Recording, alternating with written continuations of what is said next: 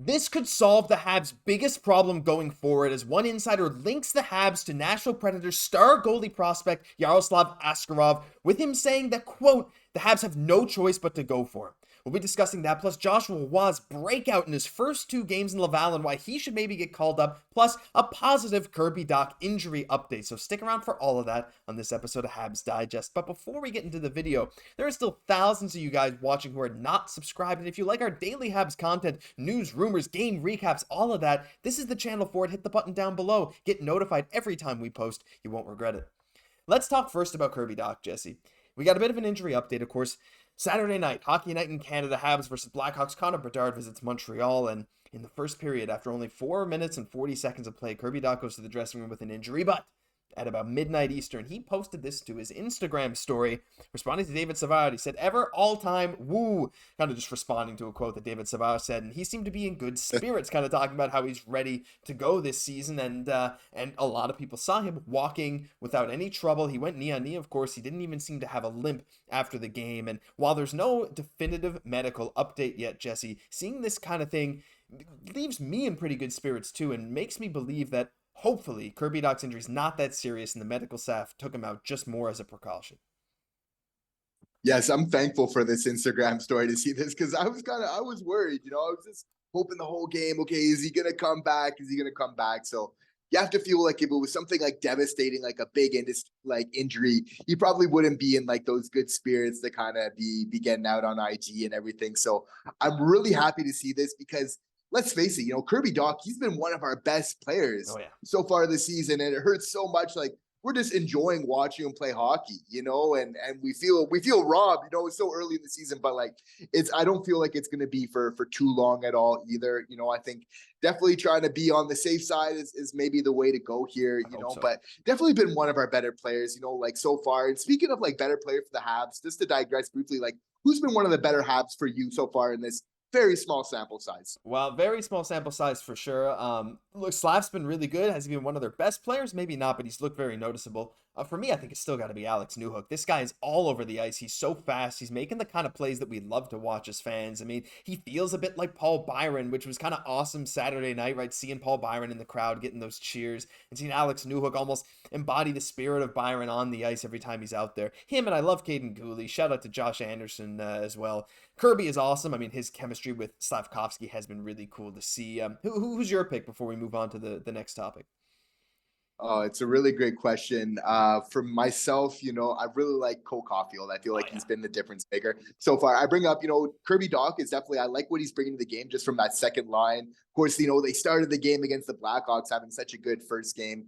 So I really like just that stabilizing force. He's just, so composed in the offensive zone. So really looking forward to seeing him develop, but I'll probably have to give it to Cole for right now. Yeah, Cole, 2 goals in 2 games, on pace for 82 goals. He does have a little catching up to do to catch Austin Matthews, who's had one of the hottest starts to any season we've ever seen, but they'll be racing each other as the season goes on, I'm sure. Let's talk a bit about a guy who could fill in. Let's say Kirby Dach has to miss a few games, Jesse. This guy is on everyone's radar right now, and that's Joshua Roy. Now, look, we've mentioned him many, many times, whether it was last season, whether it was this summer, whether it was in training camp heading into the season. He has produced always, every single place he's played, whether it's the Q, whether it's the World Juniors, and now in the AHL, even training camp this year, he has impressed, and he just scored his second AHL goal in his second game. I tried to take a screenshot where you can see that he clearly went when posting in top shelf over the Abbotsford Canucks goal. You can see Elias Anderson in front of the net, but Joshua Roy has looked phenomenal. 2 goals and 2 assists through 2 games in the AHL, and if Kirby has to miss some time and you can slide Newhook over to center, I feel like Joshua Roy has to be the guy that you're thinking on calling up right now, especially with the injury to Emil Heineman, because he has just looked so good. I feel like even now, why aren't we giving him a chance yet? That's it. No, he's looking really confident.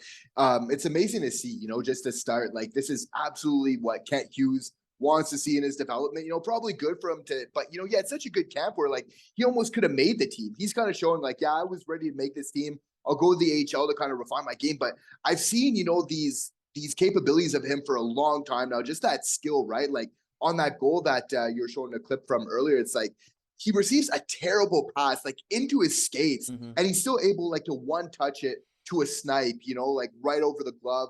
And then his first goal of his AHL career was a toe drag to snipe, like absolutely beautiful. Like he's looking right at home. What we're seeing from Joshua Waugh is NHL caliber skill on full display. I have no doubt at all that he's going to get there. And I think he's going to be an impact player once he's there for the Montreal Canadiens. Yeah, again, people are like, oh, his skating is not the best. But again, he doesn't look out of place. Like, people have said for years that his skating is what's going to hold him back, but he still managed to produce the QMJHL. And he went to the World Juniors. You're like, we'll see. But guess what? He played on the top line with Connor Bedard. And now we're like, okay, well, put him in the AHL, let him develop a bit, maybe his skating a bit more. He has 2 goals, 4 points in 2 games. As we've said before, he produces at every single level. Does it matter that he's the fastest? Maybe it will a bit more at the NHL level. Let's not kid ourselves, but at the same time, I feel like it's almost a disservice to not at least give him that shot, because this guy knows how to put up numbers, and that's what's important. But we got to talk about this potential trade, Jesse. And this was an article today posted about how the Habs could trade for Yaroslav Askarov, the Predators' star goalie prospect.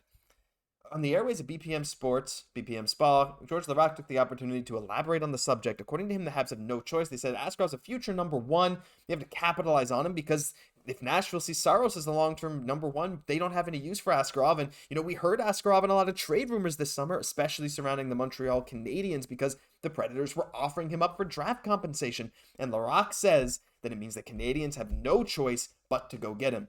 Now, Askarov only played 1 game in the NHL last year. It was against Montreal, and fared okay, 31 saves on 35 shots, but I think it was a 911 save percentage in the AHL. Jesse, I feel like this is the Habs' biggest problem. We talk a lot about trades on this channel. Oh, maybe another defenseman, maybe another forward, but goalie is something that no fan, I think, could deny is a position of need, even with someone like Fowler and Dobeš. To get a guy like Askarov, if you have the chance, I feel like the Habs would have to jump on it. Yeah, if you're looking around the league, if you're trying to find a young goalie to suit a young team like ourselves, kind of seems logical.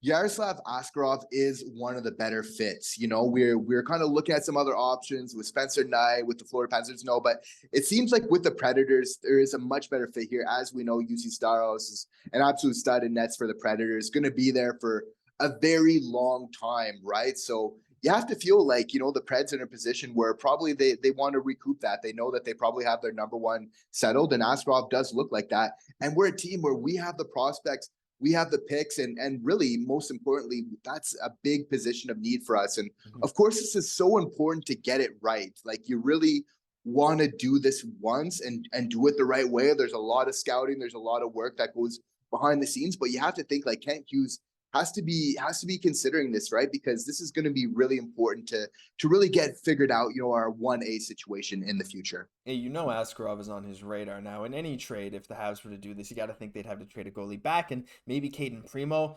But the thing is, too, like you said, Jesse, the Habs just have the assets, right? We've talked so much about the defensive prospects, and right now we're seeing in the AHL, a guy like Philip Méchard can't even crack the lineup because of how many players are down there. Former first-round pick, right? And sometimes some guys have to go, and you don't know who it's going to be. Could it be a Justin Barron? Could it be a Jared Davidson who dominated the preseason? Could it be a Cayden Primeau? And, having maybe those 3 guys, and then you also have draft compensation you can send back to the Predators, whether it's a first-round pick or even a second and a third and a fourth, because the Habs have so many.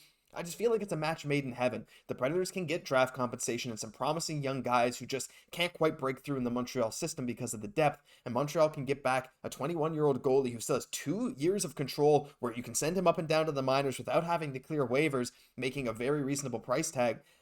Look, this is one of the trades that we've discussed so far that I think I'm maybe the most excited about if it could happen. However, do you see Kent Hughes trying to make this trade if it's possible this year? Because I'm still not sold on the Predators maybe selling low on Askarov.